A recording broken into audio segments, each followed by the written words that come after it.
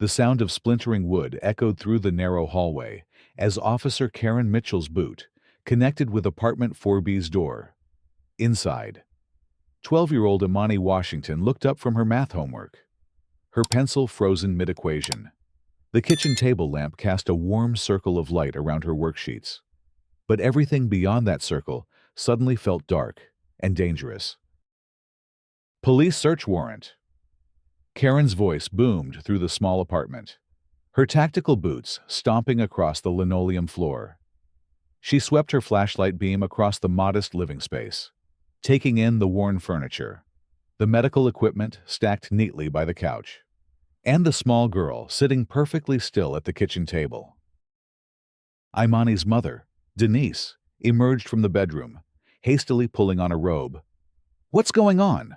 What warrant? We haven't done anything wrong." Karen ignored her, focusing instead on Imani, who was slowly reaching for her crutches propped against the table. The officer's eyes narrowed as she watched the girl's careful movements. "Hold it right there. Don't move." "She needs her crutches," Denise said, stepping protectively toward her daughter. "She has cerebral palsy. She can't walk without them." "I said don't move," Karen barked, her hand moving to her weapon. "We received multiple noise complaints from this unit. Loud music, voices, suspected drug activity." Imani blinked in confusion. "I was just doing homework. I haven't made any noise." The apartment was silent, except for the hum of the refrigerator and the distant sound of a television from the unit next door. Karen's flashlight beam swept across Imani's face, causing her to squint and raise her hand to shield her eyes.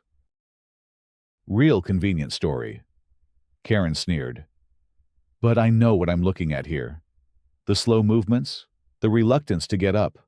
Classic signs of someone coming down from a high, trying to hide evidence." Denise's voice rose in disbelief. "She's 12 years old, and she's disabled. Those aren't drug signs. That's her medical condition." Karen stepped closer to Imani, who was still sitting at the table. Her homework spread out before her. The math problems were neat and precise, solved in careful handwriting. A glass of water sat beside her papers, along with a bottle of medication clearly labeled with her name and prescription information. "Where are the drugs?" Karen demanded, leaning over the table. "I can see it in your eyes. Kid, you're hiding something." Imani's voice was barely a whisper. "I don't have any drugs. I take medication for my condition, but it's prescription. It's right there on the table." Karen knocked the medication bottle to the floor with a swift motion, sending pills scattering across the linoleum. "Nice try, but I've seen every trick in the book. Fake prescriptions, decoy bottles. You think I'm stupid?" The girl's eyes filled with tears as she watched her medication roll under the stove and refrigerator. Those pills cost her mother nearly $200 a month, money they could barely afford on Denise's salary from the grocery store. "Please," Imani said, reaching toward her crutches again. "I need to get my pills. I have to take them with dinner." Karen's patience snapped in one swift motion. She grabbed Imani's shoulders and yanked her from the chair. The girl cried out as her legs buckled beneath her, unable to support her weight without assistance. "Karen, stop!" Denise lunged forward, but Karen spun around, pointing a finger inches from her face. "Stay back, or you're under arrest too. Obstruction of justice." Imani collapsed to the floor, her legs twisted beneath her at an awkward angle.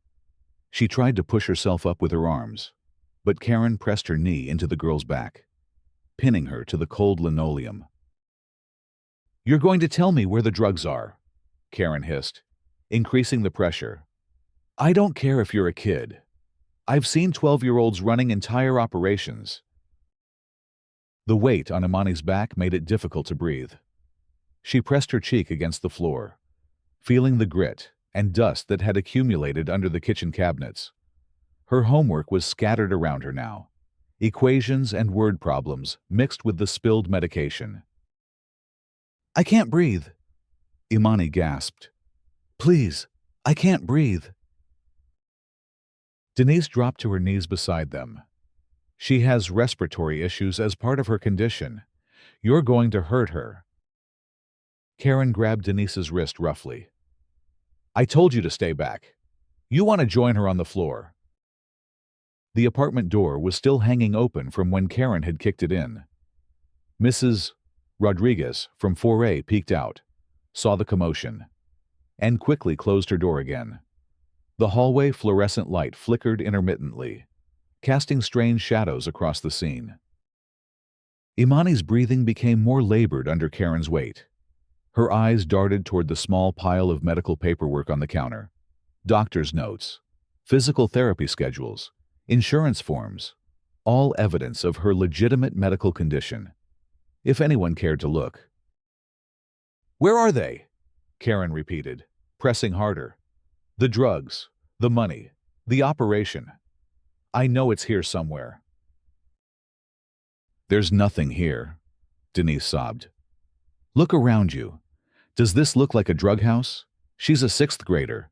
She likes science and reading and helps me with grocery shopping." Karen's radio crackled to life on her shoulder. "Unit 47, what's your status?" She reached up to respond, temporarily easing the pressure on Imani's back. "Unit 47 still conducting search. Suspect is resisting cooperation." "Copy that. Need backup." Karen looked down at the 12-year-old girl beneath her knee, then at the distraught mother kneeling nearby. "Negative. Situation under control." But the situation was far from under control. In the hallway, footsteps echoed as someone climbed the stairs. Heavy, purposeful steps that grew louder as they approached the 4th floor. Marcus Washington had received a frantic call from his sister 20 minutes ago. As an investigative journalist for Channel 7 News, he kept his phone on at all times. But he hadn't expected a call about his niece being terrorized by police in her own home. He bounded up the stairs 2 at a time, his camera equipment bag bouncing against his hip. Marcus had covered dozens of stories about police misconduct, but he never imagined his own family would become victims. The sound of his niece crying guided him to the right apartment. He could hear Karen's voice through the open door, harsh and commanding. Without hesitation, Marcus pulled out his phone and started recording as he stepped into the doorway. The scene before him was worse than anything Denise had described on the phone. Imani was pinned to the floor, her face pressed against the linoleum. While Karen knelt on her back, medication was scattered everywhere, and his sister was crying helplessly nearby. "What the hell is going on here?" Marcus's voice cut through the tension like a blade. Karen looked up, momentarily startled by the new arrival. "Sir, you need to leave immediately. This is an active police investigation." "I'm her uncle," Marcus said, holding his phone steady as he recorded, "and I'm a journalist with Channel 7 News. Can you explain to me why you have a disabled child pinned to the floor?" For the first time since the raid began, Karen seemed uncertain. She glanced at the phone, then back at Marcus. "Sir, I'm going to need you to put that device away and step outside." "Actually, I'm going to need you to get off my niece," Marcus replied, his voice calm but steely. "Right now." He tapped his phone screen, activating the live stream feature. Within seconds, the feed was broadcasting directly to Channel 7's emergency news network. Red lights blinked on his screen, indicating that people were already watching. "This is Marcus Washington reporting live from Riverside Gardens housing complex," he said, never taking the camera off Karen and Imani. "Where we're witnessing what appears to be the assault of a disabled child by a police officer during what the officer claims is a drug raid." Karen's eyes widened as she realized what was happening. "Turn that off. You cannot record an active police investigation." Actually, I can, Marcus said. This is a public space, and I'm documenting what appears to be police brutality against a minor. The viewer count on his live stream was climbing rapidly. Comments were flooding in from people who recognized him from his regular investigative segments. The story was spreading across social media faster than Karen could comprehend. Get off her! Now! Marcus's voice carried the authority of someone who had spent years confronting powerful people who abused their positions. Karen slowly lifted her knee from Imani's back, but kept her hand on the girl's shoulder. She was resisting arrest for suspected drug possession and distribution. She's 12 years old, Marcus said, zooming in on Imani's face, which was streaked with tears and flushed from the pressure on her back. And she's clearly disabled. Those are her mobility aids scattered on the floor. And that's her prescription medication you've apparently destroyed. The livestream viewer count had reached several thousand people. Comments were pouring in expressing outrage and disbelief. Local news outlets were already picking up the feed and rebroadcasting it. Imani tried to push herself up from the floor, but her arms were shaking from the ordeal. Marcus kept filming as Denise rushed to help her daughter, gathering her crutches and supporting her weight as she struggled to stand. As you can see, Marcus continued his live commentary. This child clearly requires assistive devices to walk. The officers claim that her slow movements indicated drug use is not only medically ignorant, but represents a dangerous bias against people with disabilities. Karen's radio crackled again. Unit 47, we're getting reports of a live news broadcast from your location. Please confirm status. She grabbed the radio, turning away from the camera. Dispatch, I need backup immediately. We have interference with an ongoing investigation. Copy that. Unit 47, multiple units en route. Marcus heard the radio exchange and addressed his viewers directly. The officer is now calling for backup, presumably to stop this broadcast that's documenting her actions. The public has a right to see how their police force treats vulnerable citizens. Imani was now sitting on the couch, supported by her mother. Her breathing was still labored, and she winced as Denise helped her adjust her position. The scattered medication pills were still on the floor, some crushed underfoot during the struggle. Can you tell our viewers your name, sweetheart? Marcus asked gently, focusing the camera on his niece's face. Imani looked up at him with wide eyes. Imani Washington. I'm in 6th grade at Roosevelt Middle School. And what were you doing when the officer arrived tonight? I was doing my math homework, she said quietly. We're learning about fractions. Marcus panned the camera across the kitchen table, showing the scattered homework papers with their neat calculations and careful handwriting. A protractor and compass set were still arranged neatly in one corner, untouched by the chaos.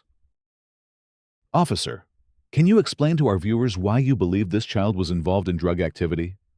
Marcus turned the camera back to Karen, who was standing near the door, clearly agitated. I don't have to explain anything to you or your viewers, Karen snapped. This is an active investigation based on credible complaints from neighbors. What neighbors? Denise interjected. Mrs. Rodriguez next door has never complained about us. The Johnsons downstairs are friends of ours. Who exactly complained? Karen's jaw tightened. She had hoped to resolve this situation quickly and quietly. But now she was being broadcast live to thousands of people, many of whom were already sharing the video across social media platforms. Heavy footsteps echoed in the hallway as backup officers arrived. 3 uniformed officers appeared in the doorway, taking in the scene with obvious confusion. They could see a journalist filming, a crying child with mobility aids, scattered medication, and their colleague looking increasingly desperate. What's the situation here? Mitchell, asked Sergeant Davis. The senior officer. Karen gestured toward Marcus. This individual is interfering with our investigation and needs to be removed immediately. Sergeant Davis looked at the phone, then at Imani, then at the homework scattered on the floor. His experience told him something was very wrong with this picture. Sir, Marcus addressed the sergeant directly. I'm Marcus Washington, with Channel 7 News. I'm broadcasting live as I document what appears to be the assault of my disabled niece, during what Officer Mitchell claims was a drug raid. The sergeant's eyes widened slightly as he recognized the name. Marcus Washington was well known in the city for his investigative reporting, particularly his exposés on police misconduct. How many viewers are watching right now? Sergeant Davis asked quietly. Marcus glanced at his screen. Over 15,000 and climbing rapidly. The story is being picked up by national outlets.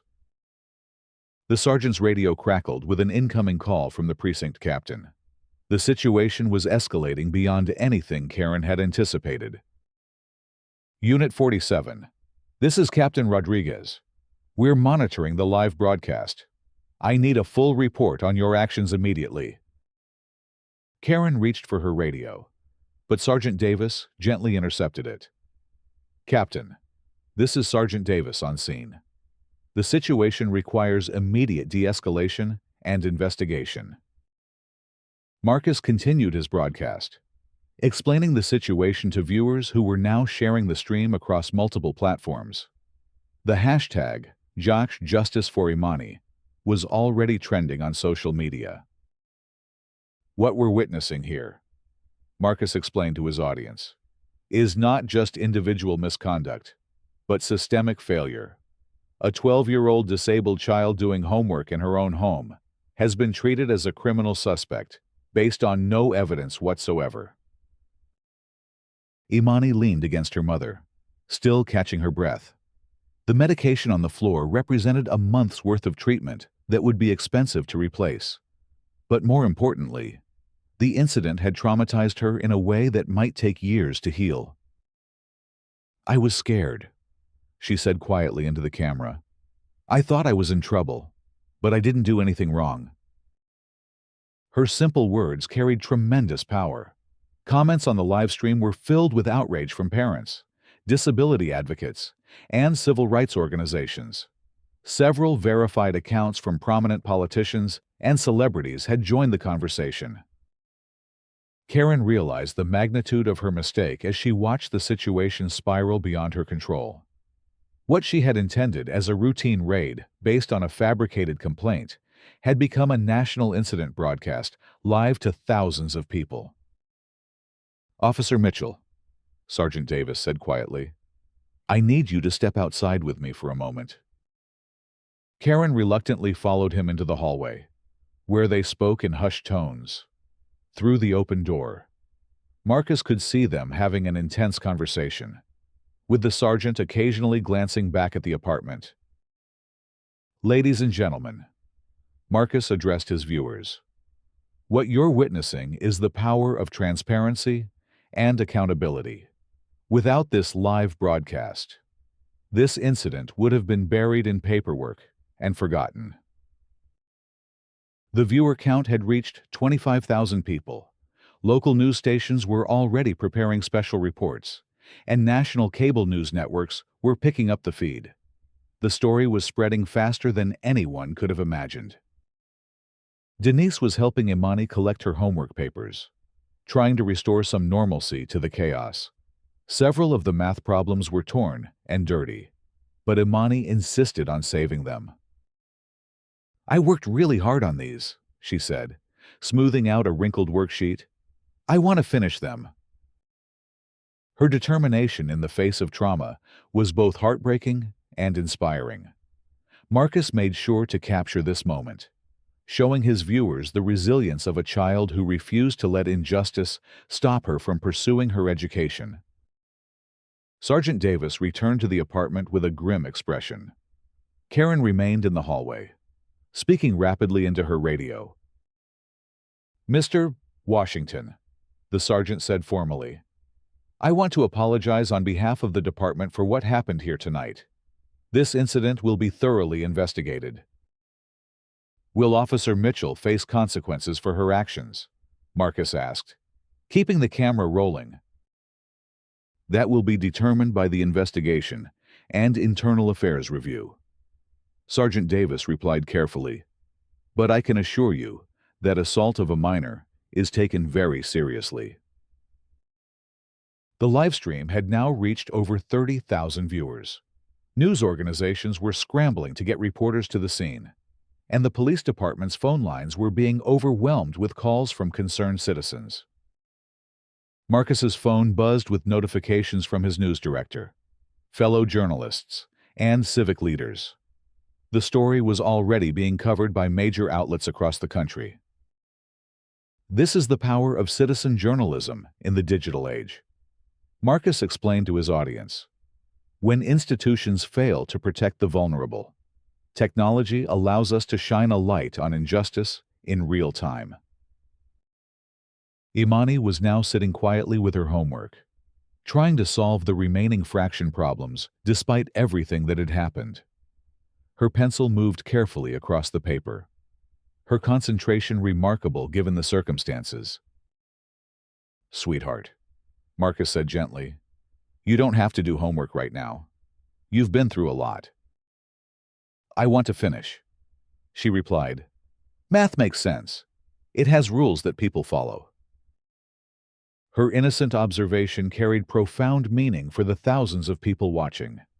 In mathematics, there were clear rules and logical outcomes. But in the world of policing and justice, the rules seemed arbitrary and unfairly applied. The sound of additional vehicles arriving outside indicated that the story was attracting more attention. News vans were pulling up to the housing complex, and reporters were preparing to cover the developing story. Karen reappeared in the doorway, her face flushed, and her demeanor noticeably different. The confident aggression she had displayed earlier was replaced by obvious anxiety. "I need to collect evidence from the scene," she announced, but her voice lacked its earlier authority. "What evidence?" Marcus challenged, panning his camera across the apartment. "The homework, the prescription medication you destroyed, the mobility aids you knocked over." The absurdity of the situation was becoming clear to everyone present. There was no evidence of criminal activity, no drugs, no weapons, nothing that could justify the violent treatment of a disabled child. Sergeant Davis intervened again. "Officer Mitchell, you need to return to the precinct immediately for debriefing." Karen's radio crackled with another call from the captain. "Unit 47, return to base immediately. Do not make any further statements or take any additional actions." As Karen prepared to leave, Marcus addressed her directly on camera. "Officer Mitchell, do you have anything to say to Imani or her family about what happened here tonight?" Karen looked directly into the camera, then at Imani, who was still working on her homework. For a moment, her expression seemed to soften, as if she was seeing the child for the first time rather than a suspect. But instead of apologizing, she turned and walked away without saying anything.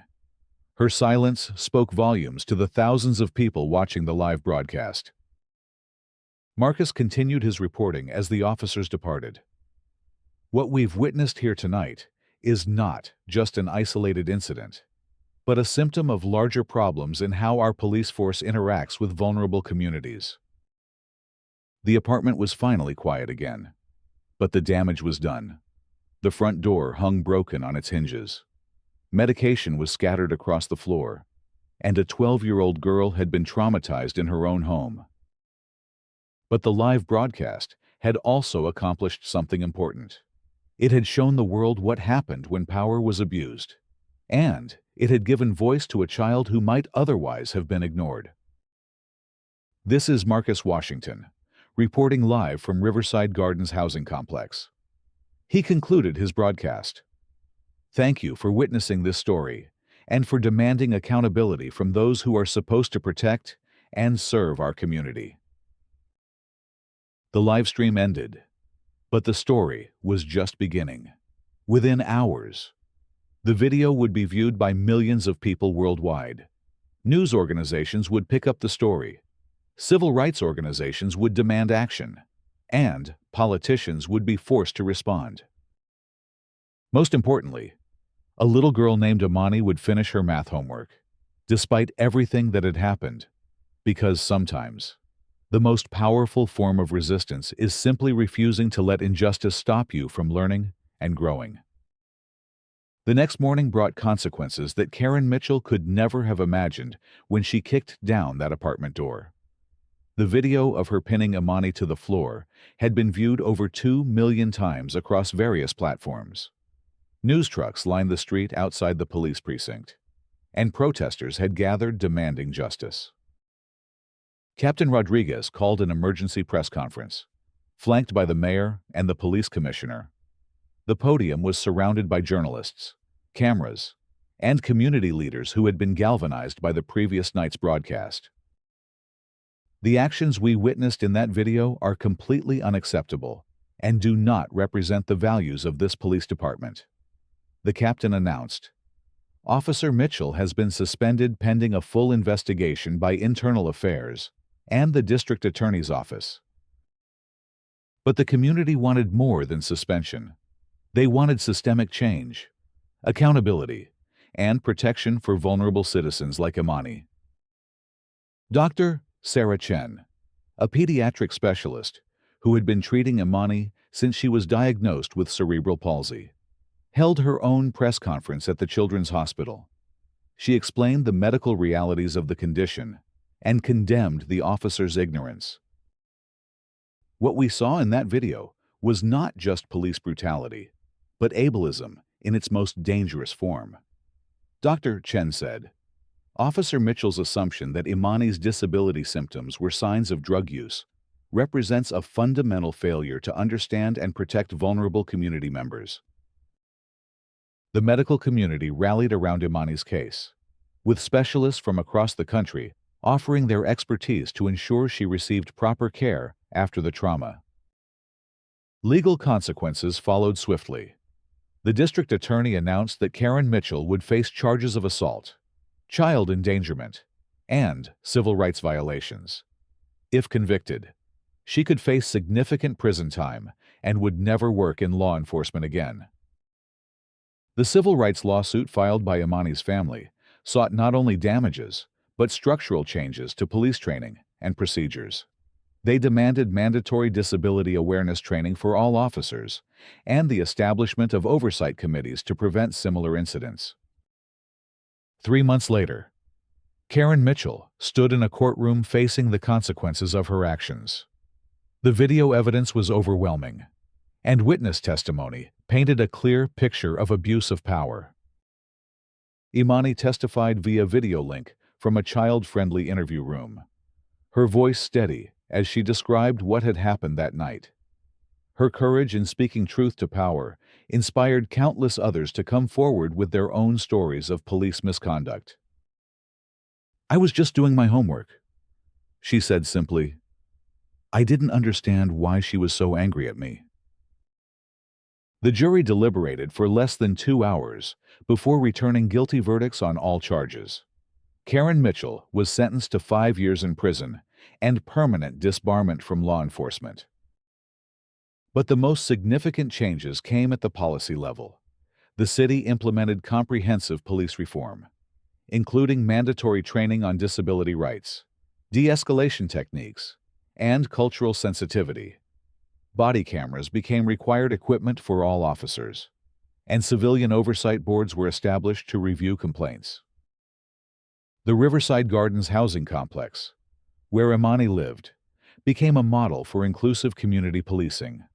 Officers were required to introduce themselves to residents, participate in community events, and build relationships based on trust rather than suspicion.